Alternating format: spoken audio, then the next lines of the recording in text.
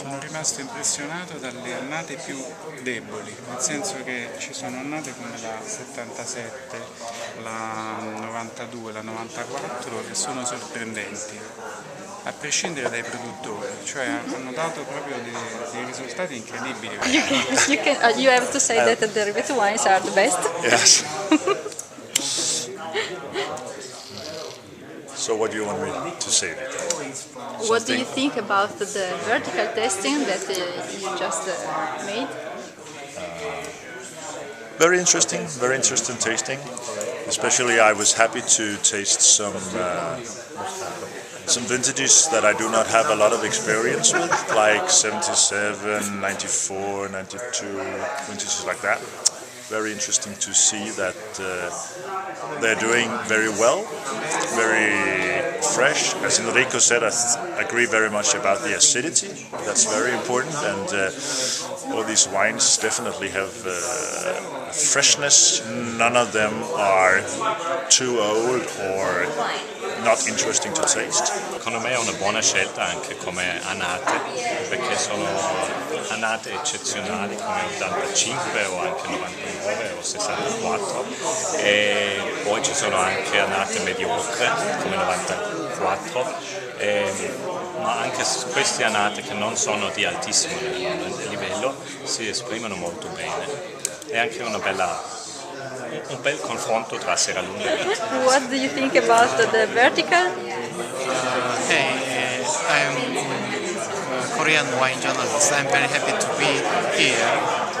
I had 10 wonderful Barolos, especially the oldest, 1958, quite good, with a Korean palate, sweet and sour. I hope to recommend this wine to my book readers. And then I have a positive effect from 1978 Serralunga, which has a particular flavor and taste. And the 99, both of 99 is still young, and it has a full potential to show how well Barolo aged through the time. Thank you very much. I really enjoyed it. Appreciate it. Thank you. Okay, I don't know, I guess I'm on camera. So speaking of the Cordero and Rivetto tasting that we just had, so interesting to see the complexity and the layers of flavors and notes and aromas, certainly in the older vintages. To sort of look at and understand the difference in exposition and difference in soil that you could clearly see in the vintages tasted side by side. It was truly excellent. As a student of Nebbiolo and Barolo, I found this tasting very informative. A lot of good information to take back to my wine bar in Toronto and the public, who look to a greater understanding, because I believe it's in the soil, it's also in the vintage and in what they're doing in the cellar, which really shows. And I can see it in these wines all the way from 1964 to 99. It's fantastic. Yeah. Thank you, Christopher. It's a good opportunity to taste all these different vintages from two different areas. It's a very good comparison, because it's very difficult, especially for the old vintages. It's impossible to get it in Hong Kong, so it's very good to have here. I'm here and I can taste both different wines and all the 9 different vintages. Very good. Thank you very much for the invitation. Here at the Cordero Winery, we just finished up with the Cordero and Rivetto tasting. With my limited experience in wines of this age, it was really nice to see what happens with the Nebbiolo grape with age, the different underlying flavors and aromas that come out with a grape that's been laid down properly, and the different things that you get that are not there when the grape is so young. It's got a lot of savory characteristics that start to come out, and you really get to see also how the tannins develop with time. And in some vintages, those tannins are still there. The wines are very big, they're very structured, but look completely soft and actually end completely soft. when you taste these wines at this kind of age, you definitely know and can tell that even with age, these wines are still made for food.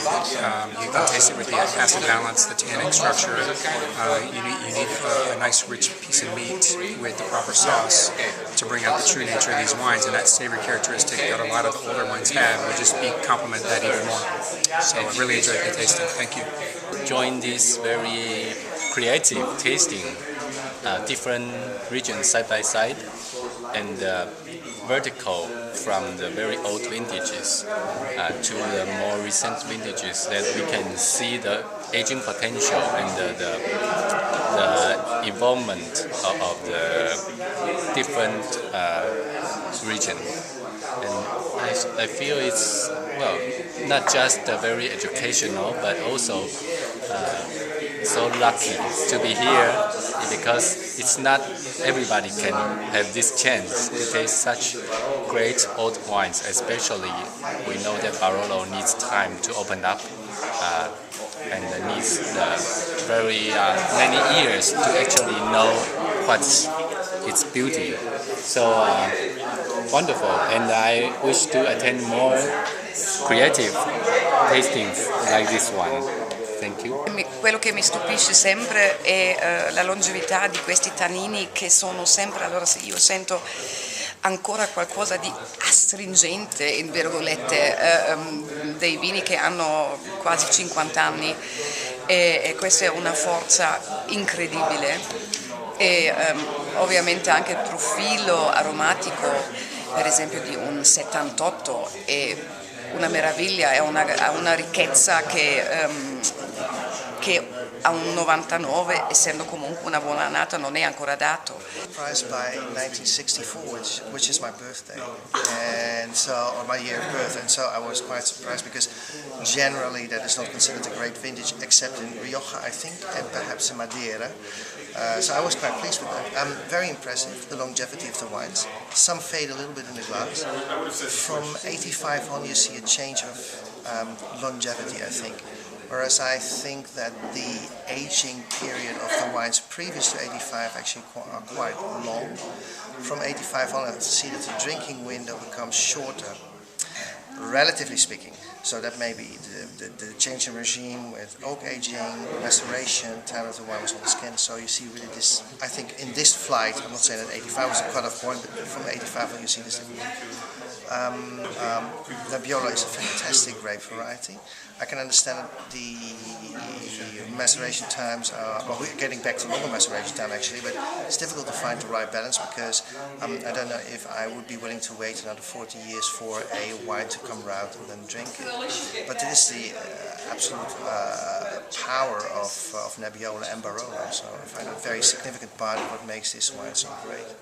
Fantastic array of aromas, fairly little oxidation, strangely enough. There is a little bit of that oxidation in some of them, where you start to see browning apple and a little bit of that barley and treacle, but on the whole they seem quite fresh. Fantastic acidity. Also, that must have been extremely high. Alcohol levels, which I've just seen from the bottle, seems very low. Up till again, break-even point is 85.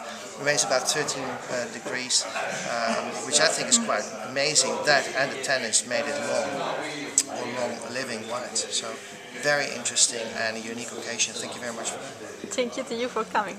This was a really very special experience to be able to taste these wines and really see the evolution of Barolo wines, and obviously different vintage variations and the different villages as well. So it was. Where do you come from? I'm from New York. Okay, and you? I come from India, and but this tasting was brilliant for many reasons.